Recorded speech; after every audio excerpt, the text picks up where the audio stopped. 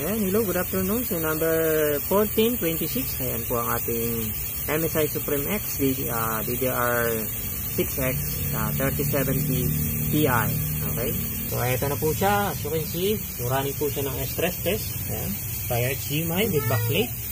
Ayan. Ang problem po nito ay no display.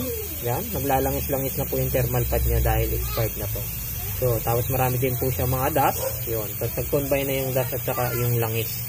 Yung thermal pad residue. Ayan. So, ito na po siya. Running po siya ng stress test. Ayan po. Nabansin nyo, this is 20 minutes running stress test. 2-digit EPS. Ayan. 180 EPS. Ayan. So, GPU temperature niya, lower storage na po. 75 degrees Celsius. Ito po siya sa Tech Power Up. Ayan. 74 degrees Celsius. Pan speed is 43%. Hanggang 100% po. Yeah, so memory temperature is 72 degrees. So update ko kayo for this game testing. Okay? Good morning. So ito na